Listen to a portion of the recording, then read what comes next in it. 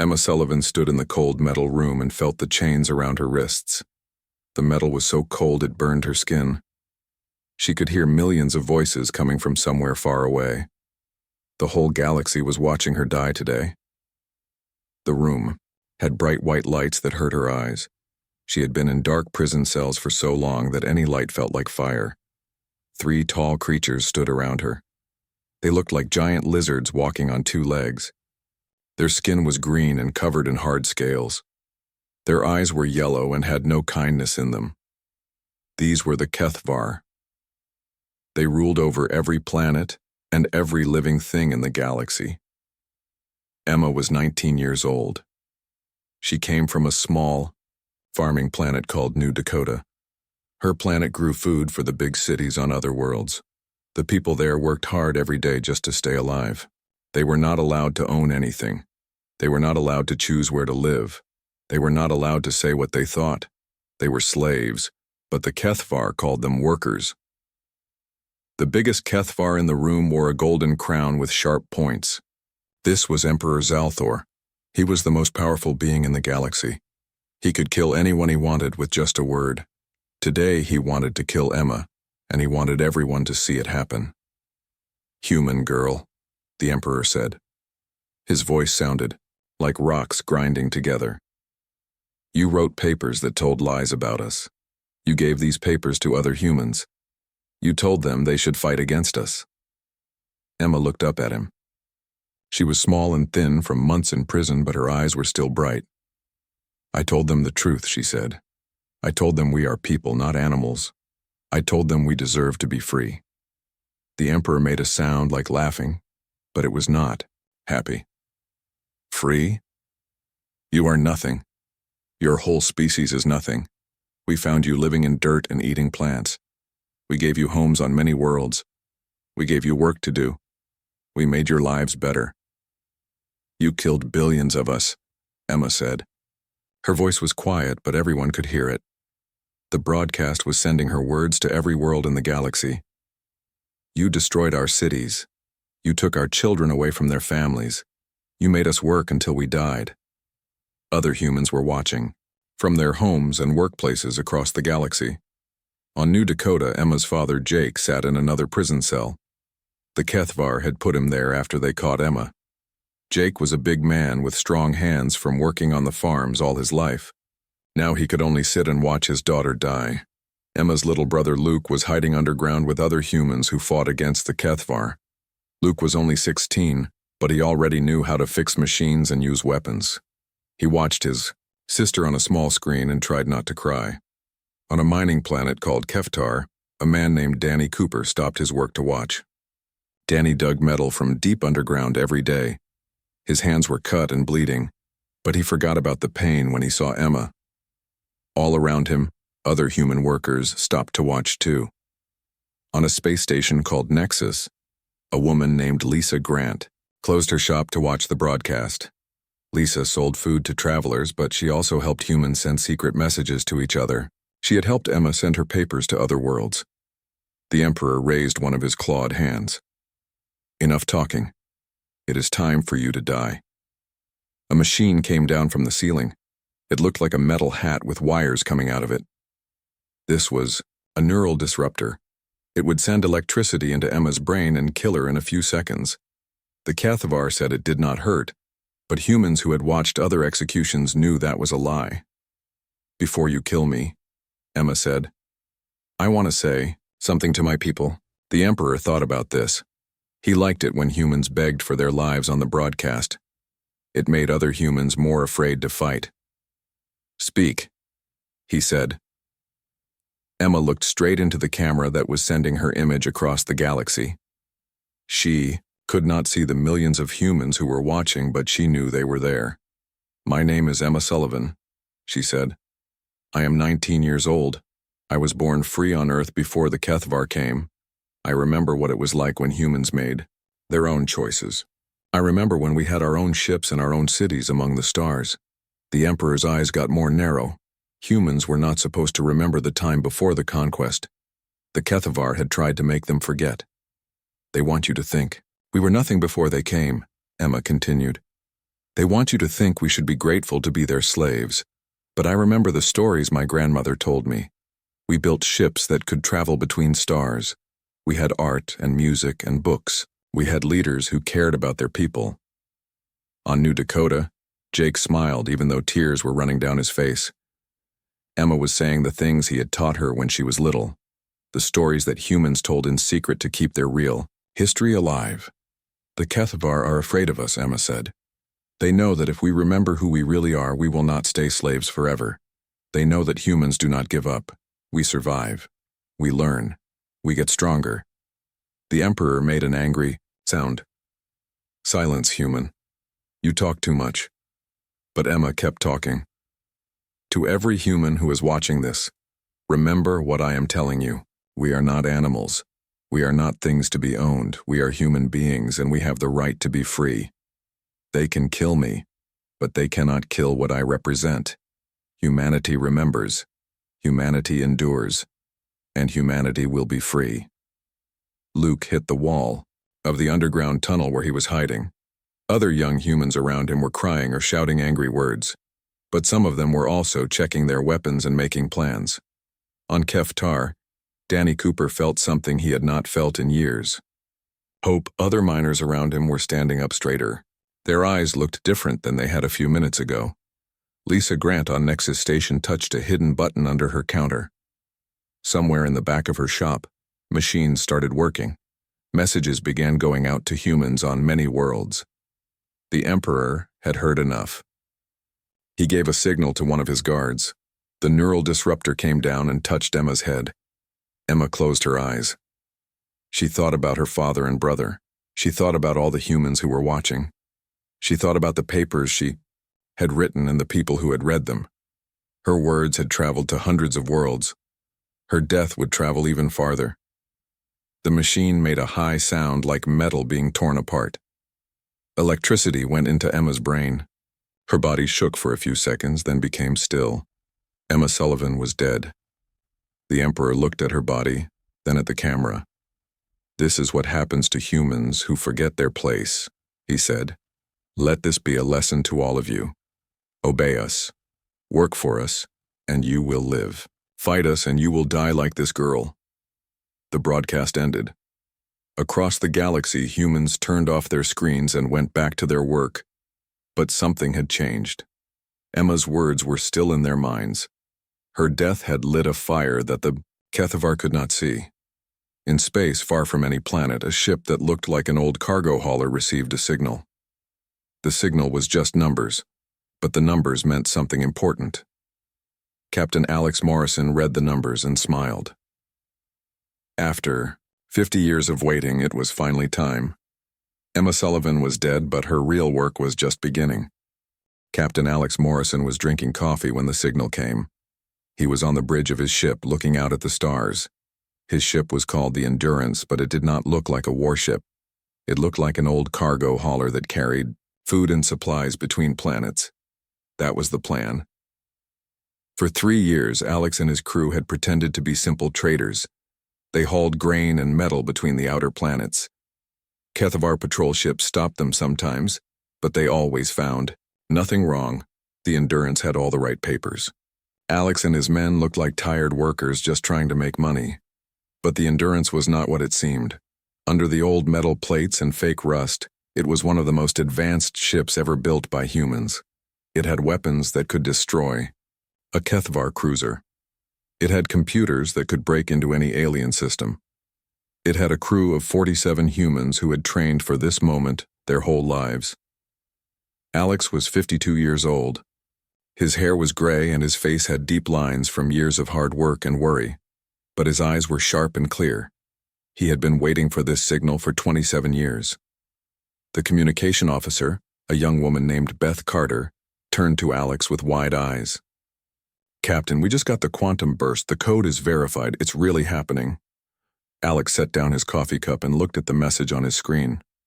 The words were simple. The Ember Protocol is now active. Proceed with Operation Starfall. He had memorized those words long ago. Every human in the secret fleet had memorized them. They were the words that would start the war to free humanity. Send the acknowledgement signal, Alex said. Then set course for Zerion Prime. Maximum stealth mode. The Endurance began to move. Its engines were so quiet that even Kethavar sensors could not hear them. The ship looked like it was drifting with the solar wind, but it was actually racing toward the capital of the Kethavar Empire. Alex thought about Emma Sullivan. He had never met her, but he knew her story. She was one of hundreds of humans who had volunteered for the most dangerous job in the galaxy. They had agreed to become martyrs. They would die so that others could live free. The plan had been made 50 years ago, right after the Kethavar conquered Earth. Admiral Kate Johnson had seen that humanity could not win a straight fight. The aliens had too many ships and too many soldiers. So she had made a different plan. Some humans would surrender and become slaves. They would spread out across the galaxy and have children. They would work in the aliens' factories and farms, and mines. They would learn the aliens' technology and language. They would wait. Other humans would disappear. They would find places to hide in the dark spaces between stars. They would build new ships and train new soldiers. They would also wait. When the time was right, both groups would strike together. The slaves would attack from inside the alien empire. The hidden fleet would attack from outside. The Kethavar would be caught between two forces they did not know existed. But the plan needed a signal. It needed something that would tell every human in the galaxy that the time had come. Emma Sullivan's death was that signal. Across the galaxy, other humans were getting the same message Alex had received. On the mining planet Keftar, Danny Cooper was still staring at the screen where Emma had died. The other miners around him were talking in angry voices. "Quiet," Danny said. The other men stopped talking and looked at him. Danny was the oldest human on the mining crew. He had been working in the mines for 15 years. Everyone respected him. Danny's wrist communicator made a soft beep. He looked at it and saw a message that looked like work orders. But Danny knew how to read the real message hidden in the fake one. "Boys," he said quietly, "it's time to go home." The other miners looked confused. Home was a place they had never seen. But Danny smiled and started walking toward the equipment shed. The other men followed him. Inside the shed, Danny moved some boxes and opened a hidden panel in the floor. Inside the panel were weapons that had been hidden there for years. There were also uniforms that did not look like mining clothes. "Put these on," Danny said. "We have work to do." The miners were not really miners. They were soldiers from the Old Earth Defense Force. They had been pretending to dig metal for 15 years while they waited for this moment. On Nexus Station, Lisa Grant was also reading a hidden message. Her food shop was busy with travelers buying supplies for their ships. Lisa served them with a smile, but her mind was somewhere else. After the last customer left, Lisa closed her shop and locked the door. She went to the back room and moved, a shelf full of canned food. Behind the shelf was a door that had never been opened. Lisa opened the door and walked into a room that did not match the rest of her shop. This room had computers and communication equipment. It had maps of the galaxy, with red marks on hundreds of planets. It had lists of names and code words. Lisa had been sending secret messages between human groups for 12 years. She looked like a simple shopkeeper, but she was actually one of the most important people in the human resistance network. She started typing on her computer. Messages began going out to humans on planets all across the galaxy. The messages looked like advertisements for food or farm equipment, but they really said the same thing. "The time is now. Begin the plan." On New Dakota, Luke Sullivan was sitting in an underground tunnel with 20 other young humans. They had been hiding there since the Kethavar took Emma away. They had food and water and weapons, but they felt trapped. One of the older men, a farmer named Carl Davis, was looking at a small device in his hand. The device looked like a broken radio, but it was actually a quantum communicator. "Luke," Carl said quietly. "Come here." Luke walked over to Carl. The older man showed him the message on the device. "Your sister's death was not for nothing," Carl said. "Look." Luke read the message. His eyes got wide and then filled with tears. But these were not sad tears. She knew, Luke whispered. Emma knew this would happen. Carl nodded. She volunteered for it. She and hundreds of others. They gave their lives so this day could come. Luke looked around at the other young humans in the tunnel. They were all looking at him now. Emma had been their leader, but she was gone. Now they needed someone else to follow. What do we do? Luke asked. Carl smiled. We take back our planet. Above ground, Jake Sullivan was still sitting in his prison cell, but the Kethvar guards had left to watch the execution broadcast. Jake was alone for the first time in months. He felt something vibrate in the wall behind him. It was a sound, so quiet that alien ears could not hear it, but human ears could. Jake put his ear against the wall and listened. The sound was a code. It was being tapped by human prisoners in other cells. The message was simple. Get ready. Help is coming. Jake smiled. He had helped plan this day 20 years ago, before Emma was even born. He had taught his daughter the old stories and the old songs. He had prepared her for what she would have to do. Now it was his turn. All across the galaxy, humans were getting the same message. In factories and farms, in mines and spaceports, in cities and small towns, humans were remembering who they really were. They were not slaves. They were not animals. They were the children of Earth, and they were coming home. The Kethvar Empire had ruled the galaxy for 3,000 years. They thought they were safe. They thought humans were too weak and too stupid to ever fight back. They were about to learn how wrong they were. Captain Alex Morrison looked out at the stars and thought about his father. His father had died fighting the Kethvar 50 years ago. Alex had been just a boy then, but he had made a promise to his father's memory. Now it was time to keep that promise. The Endurance was almost at Xerion Prime. Soon the real war would begin. Emma Sullivan was dead, but her death had awakened something the Kethvar had tried to kill. It had awakened the human spirit, and that spirit was about to show the galaxy what it meant to be free. 15 minutes after Emma Sullivan died, the first attack began. Captain Alex Morrison stood on the bridge of the Endurance and watched Xerion Prime grow bigger on his screen. The planet looked beautiful from space. It had blue oceans and white clouds and green continents. But Alex knew it was an ugly place where billions of beings lived as slaves. Beth, are we ready? Alex asked his communication officer. Beth Carter nodded. Her fingers were dancing over her control panel. All systems are green, Captain. The cyber virus is loaded and ready to deploy. Alex looked at his crew. These 47 humans had given up normal lives to prepare for this day. Some of them had not seen their families in 20 years. Some of them had been born on hidden bases and had never walked on a planet's surface. All of them knew they might die in the next few minutes. Remember what we're fighting for, Alex said. We're not just fighting for ourselves. We're fighting for every human child who deserves to grow up free. We're fighting for Emma Sullivan and all the others who died so this day could come. The Yao crew nodded. They were ready. The Endurance moved closer to Xerion Prime. Kethvar defense stations surrounded the planet like metal moons. Each station had enough firepower to destroy a small fleet, but the Endurance was invisible to their sensors. Human technology had come a long way in 50 years. Beginning the attack now, Beth said. She pressed a button, and the cyber virus launched from the Endurance. It moved through space faster than light, carried by quantum signals that the Kethvar could not detect. In seconds, it reached the planet's communication network.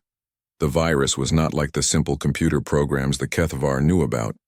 It was an artificial intelligence created by the best human minds. It could think and learn and adapt. It had been designed for one purpose: to take control of Xerion Prime's broadcast system. On the planet's surface, Kethvar technicians saw warning lights start flashing on their control panels. They tried to stop whatever was happening, but the virus was too smart and too fast.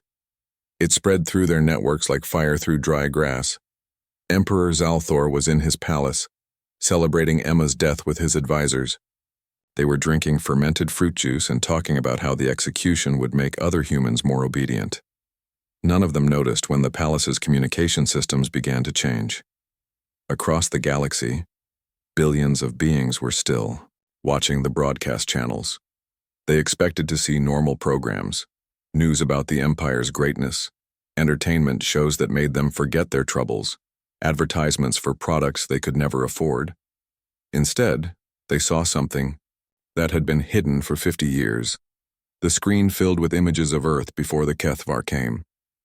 Beautiful cities with tall buildings that reached toward the sky.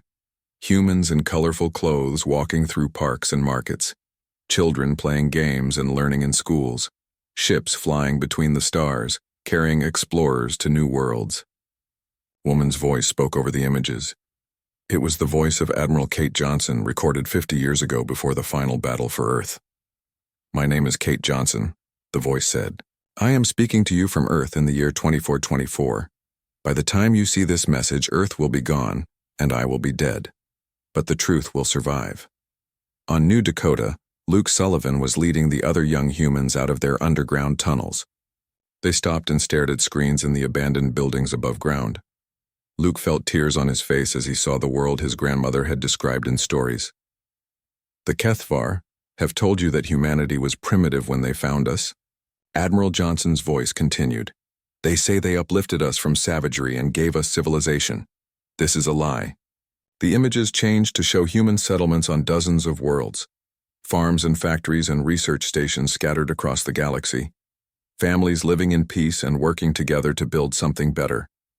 Humans had been traveling among the stars for 300 years when the HFY attacked us, the Admiral said. "We had colonies on 47 worlds. We had art and music and literature.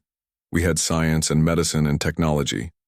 We were not perfect, but we were free." On Keftar, Danny Cooper and his mining crew had taken control of the planet's main power station. Danny looked up at a screen and saw images of the human space fleet. Ships that looked like silver birds flying in perfect formation. It was the most beautiful thing he had ever seen. "The HFY came to us with offers of friendship," Admiral Johnson continued. "They said they wanted to trade with us and learn from us. Our leaders believed them. We invited HFY ambassadors to Earth. We showed them our cities and our technology. We trusted them." The images changed again. Now they showed HFY warships appearing in Earth's sky, cities burning, human ships trying to fight back against impossible odds, families running for their lives as alien soldiers marched through the streets. "They betrayed us," the Admiral said. "While their ambassadors spoke of peace, their fleets were moving into position around our worlds. They attacked without warning. They destroyed our cities and killed our leaders. In 3 days, they conquered an empire that had taken us 3 centuries to build." On Nexus Station, Lisa Grant was working at her computers. She was sending the broadcast to every communication network in the galaxy. She was also sending instructions to human resistance cells. The HFY were too busy trying to stop the broadcast to notice the other messages. "But we did not surrender completely," Admiral Johnson said. "Some of us saw what was coming. We made a plan. Some humans would pretend to accept defeat. They would become slaves and spread across the galaxy. They would have children and teach them the truth. They would wait for their chance." The images showed humans working in mines and factories. But now the viewers could see something the HFY had missed. The humans were not just working. They were watching and learning and planning. Other humans would disappear, the Admiral continued. "We would find places to hide in the dark between the stars. We would build new ships and train new soldiers. We would preserve human knowledge and human culture. And we would wait for the right moment to strike back." Emperor Zalthor was screaming at his technicians. "Stop this broadcast, cut the power, destroy the transmitters." But the virus had spread too far. It was in every system on the planet and on the space stations around it. The technicians' own computers were working against them. "The moment has come," Admiral Johnson said. "If you are seeing this message, it means a human hero has given their life to signal the beginning of our return. That hero knew they would die, but they chose to die so that others could live free." The screen showed Emma Sullivan's face, not as she had looked in the execution chamber, but as she had looked as a child on New Dakota. She was smiling and running through a field of golden wheat. She looked happy and free. "This is Emma Sullivan," the Admiral said. "She was born free and she died free. Her death tells us that the time for hiding is over. The time for pretending is over. The time for freedom has come." Across the galaxy, other species were watching the broadcast too. The insect-like Veltari had always been told that the Kethvar had saved them from extinction. Now they saw images of their homeworld before the conquest. Billions of Veltari living in great hive cities, working together in perfect harmony. The ocean-dwelling Aquaros saw their world as it had been before the Kethvar poisoned their seas. Clear blue water full of life and beauty, not the gray, toxic soup they lived in now. The bird-like Sithari saw their floating cities in the clouds, destroyed by Kethvar weapons when they refused to surrender. Every species in the galaxy was discovering that they had been lied to. They had all been free once. They had all been conquered. They had all been enslaved. "The Kethvar are not your masters," Admiral Johnson said. "They are parasites who steal the work and lives of others. They create nothing. They build nothing. They are nothing without the slaves who serve them." On a dozen worlds, other species began to remember their own resistance movements. Feltari workers in weapons factories suddenly recalled the hidden tunnels under their buildings. Aquaros in the underwater cities remembered where they had hidden their old technology. Sithari pilots remembered the secret codes their grandparents had taught them. "Today, humanity returns to the galaxy," Admiral Johnson said. "But we do not return as conquerors. We return as liberators. We call on every free being in the galaxy to join us. Together, we will tear down this empire of lies. Together, we will build a galaxy where all beings can live free." The broadcast ended with images of the human fleet, not as it had been 50 years ago, but as it was now. Hundreds of ships hiding in the dark between stars, waiting for their moment. Ships crewed by the children and grandchildren of Earth, ready to finish what their ancestors had started. Emperor Zalthor's palace was in chaos. His advisors were shouting contradictory orders. His generals were demanding to know why they had not been told about the human fleet. His intelligence chiefs were trying to figure out how many humans were really in the galaxy, but it was too late for questions. Across the empire, the revolution had begun. The truth was out, and the truth was spreading faster than the Kethvar could stop it. The age of lies was ending. The age of freedom was about to begin. 20 minutes had passed since Emma Sullivan died. Emperor Zalthor stood in his palace control room and watched his empire falling apart. Red warning lights flashed on every screen. His generals were shouting reports of attacks on planets across the galaxy. "Your Majesty," General Vectar said, his scaled face pale with fear. "We are receiving reports from 200 worlds. Humans are attacking power stations, communication centers, and transport hubs. They seem to know exactly where to strike." The Emperor's yellow eyes burned with rage. "How many humans are there? Our records show only 50 million slaves in the entire galaxy." "The records were wrong," another general said quietly. "Intelligence estimates there may be over 500 million humans spread across our worlds. They have been hiding their real numbers for decades." Zalthor felt something he had not felt in 1,000 years: fear. "Order the immediate execution of all humans in Imperial space. Kill them before they can do more damage." General Vectar looked at his communication device and shook his head. "I cannot send the order, Your Majesty. Our quantum communication network is completely compromised. The humans control it now." On the mining planet Keftar, Danny Cooper stood in the main control room of the planetary power grid. His mining crew had removed their dirty work clothes and put on the uniforms of Earth Defense Force soldiers. They looked like a different species now. Their backs were straight, their eyes were sharp, and their movements were precise. "Ryan, how are we doing with the communications?" Danny asked. Ryan Cole was the youngest member of the team. He looked like a simple miner, but he was actually one of the best computer specialists humanity had ever produced. His fingers moved like lightning over the control panels. "I've got complete control of the planetary network," Ryan said. "The Kethvar can't send or receive any messages. I'm also connected to human teams on 67 other worlds. We're all sharing information in real time." Danny smiled. The Kethvar had always thought humans were too primitive to understand advanced technology. They had allowed humans to work on their most sensitive systems because they believed humans were too stupid to cause any real damage. They had been very wrong. "What about the Veltari?" Danny asked. "They're joining the fight," Ryan said. "The hive mind is connecting with our network. They're sharing tactical information faster than we can process it."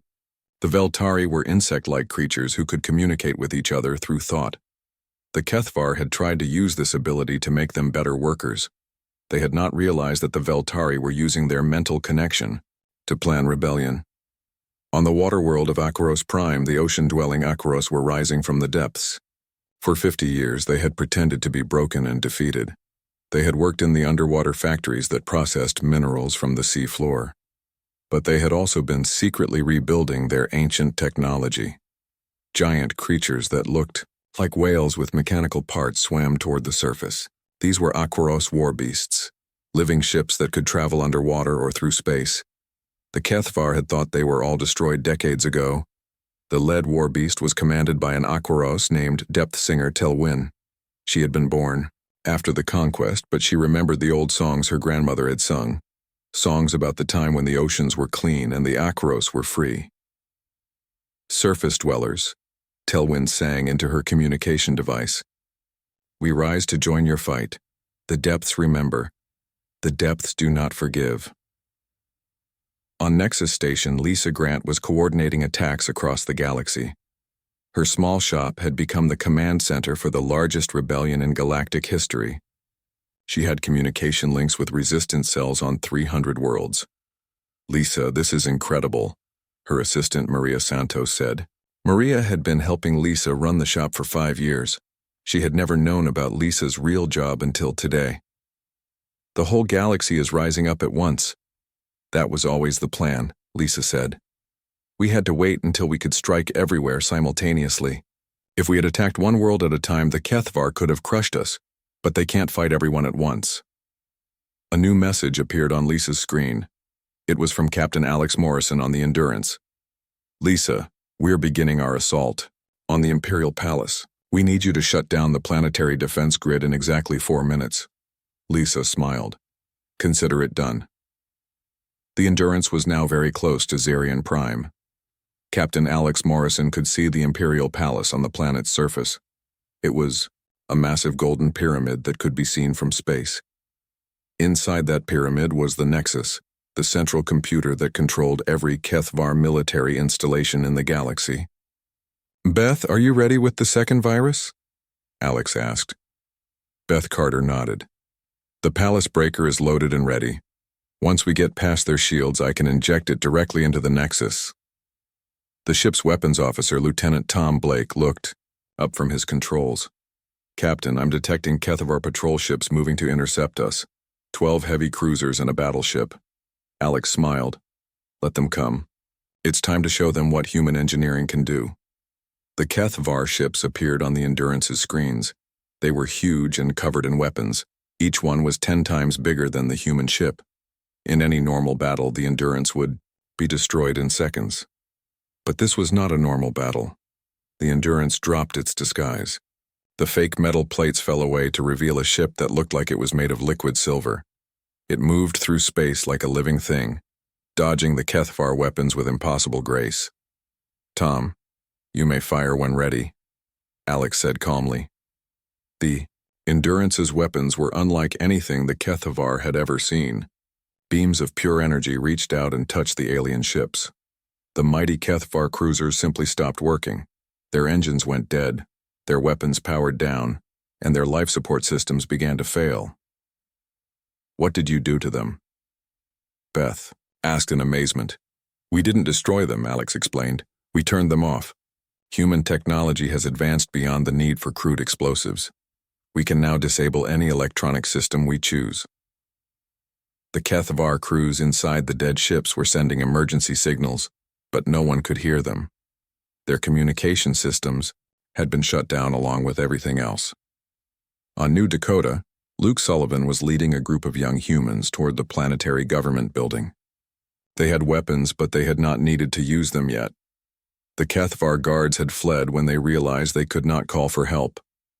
Luke's father, Jake Sullivan, was free now. The prison guards had abandoned their posts when the power grid failed. Jake met his son outside the government building and they embraced. Emma would be proud, Jake said quietly.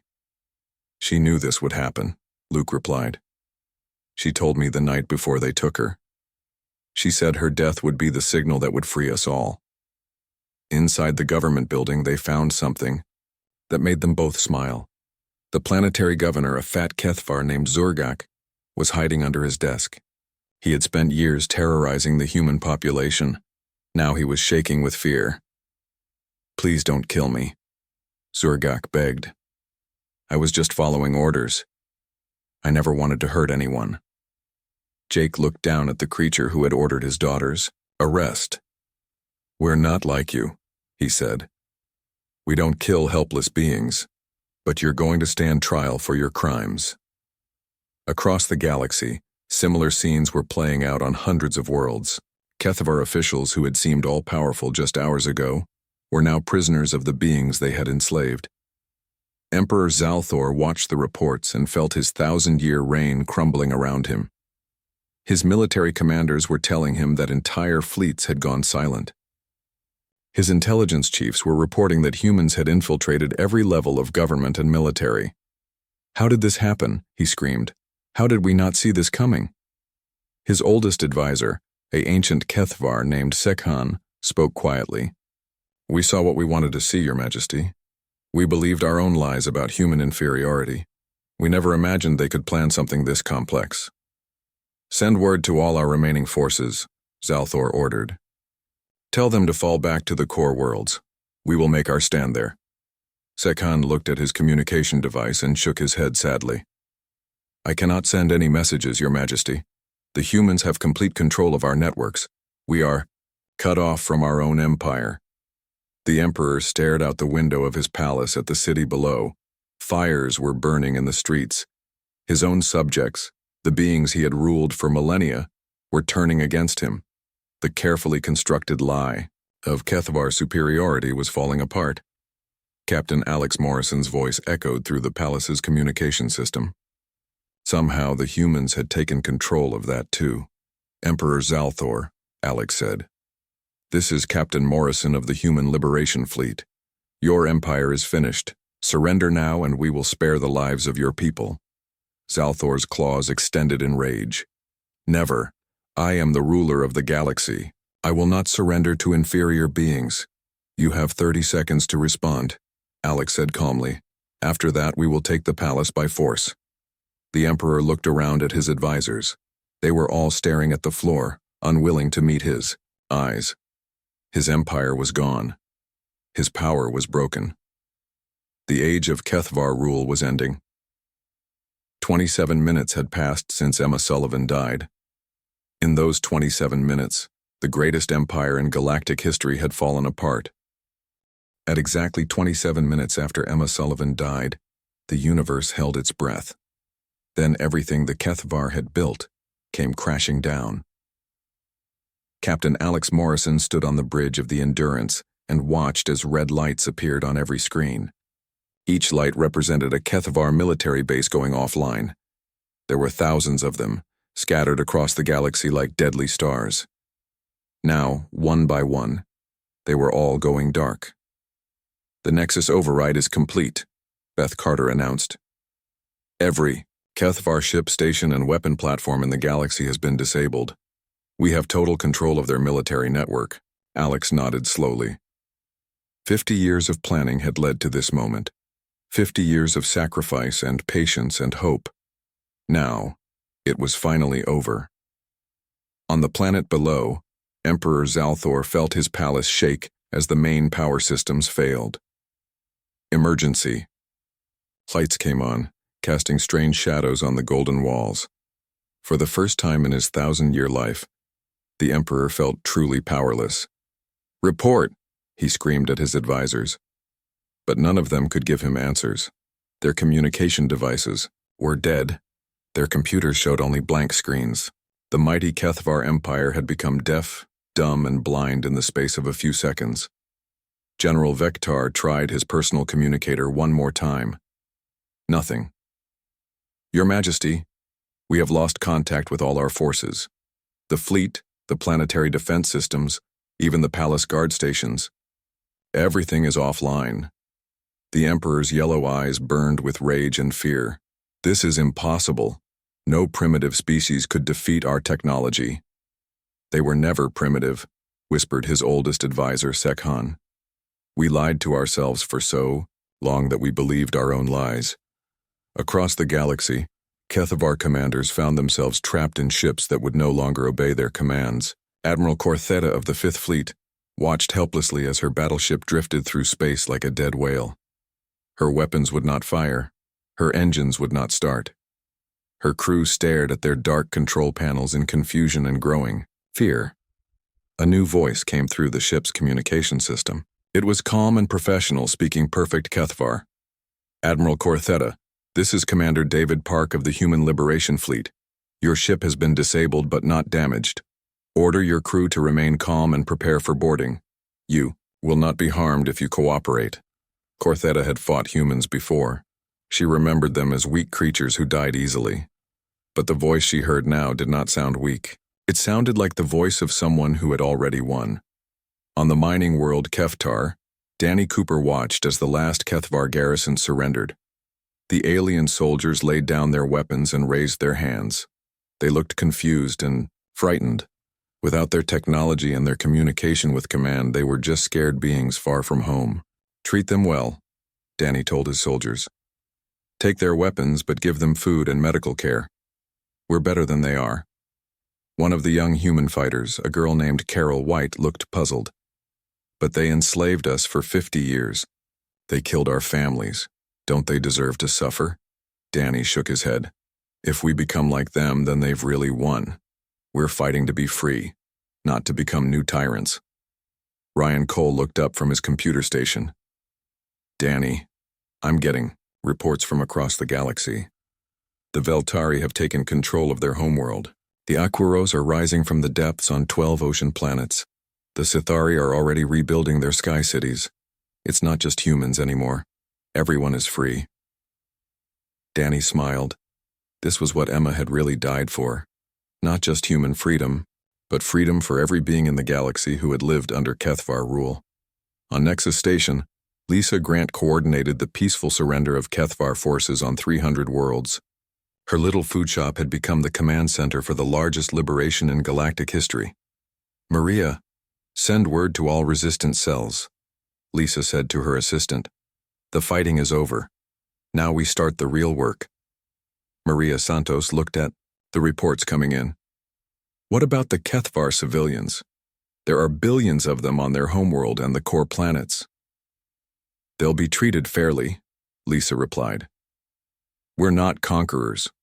We're liberators. That means everyone gets to be free, even our former enemies. On New Dakota, Luke Sullivan stood outside the planetary governor's mansion with his father Jake. Inside, the fat HFY governor Zurgak was being held under guard. He had spent years terrorizing the human colonists, but now he looked like a frightened child. What happens to him? Luke asked. Jake thought about his daughter Emma. She had died because this creature had ordered her arrest for writing papers about freedom.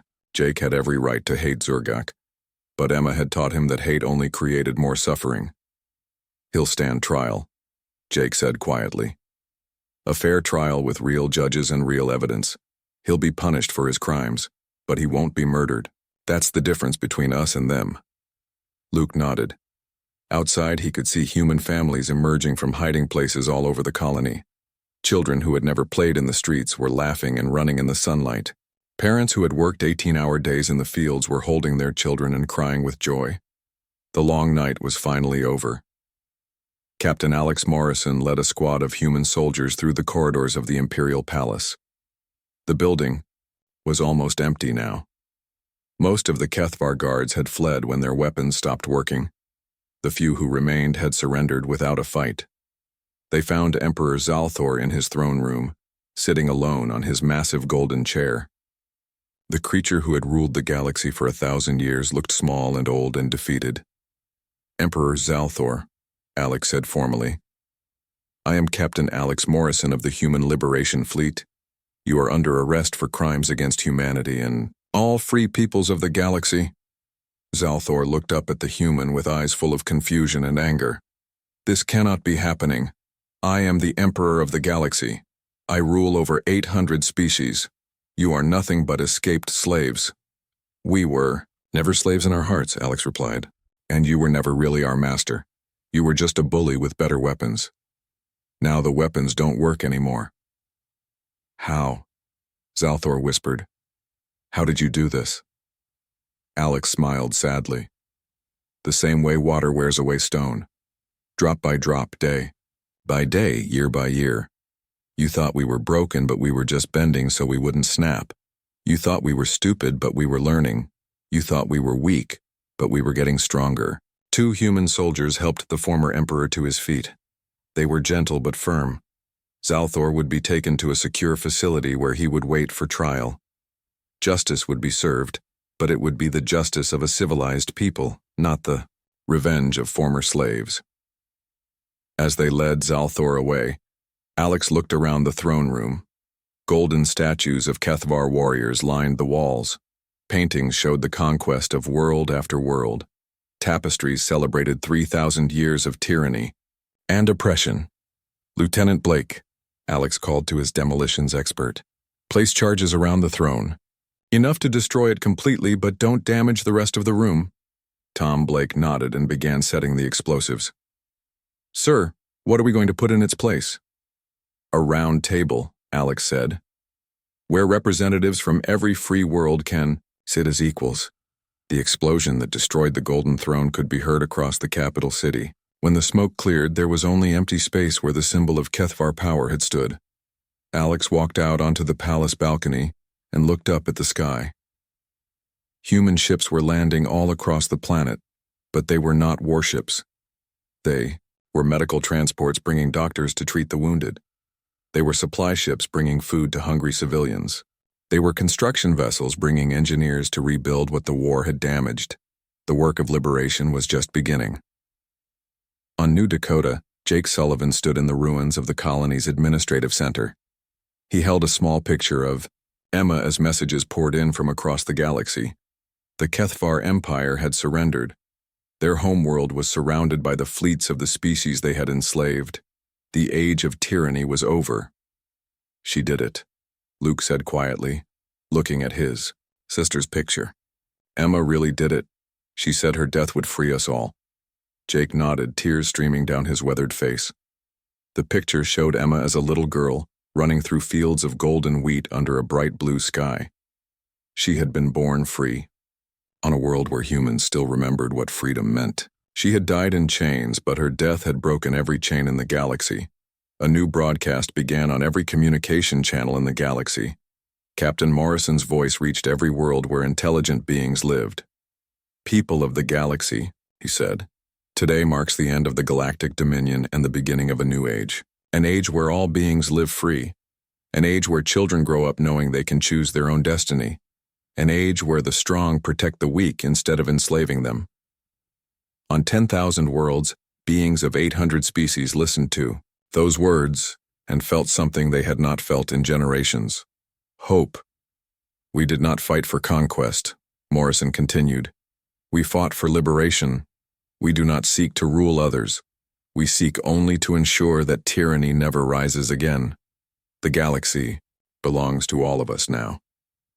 The Galactic Dominion, which had seemed eternal and unshakable, had fallen in 27 minutes.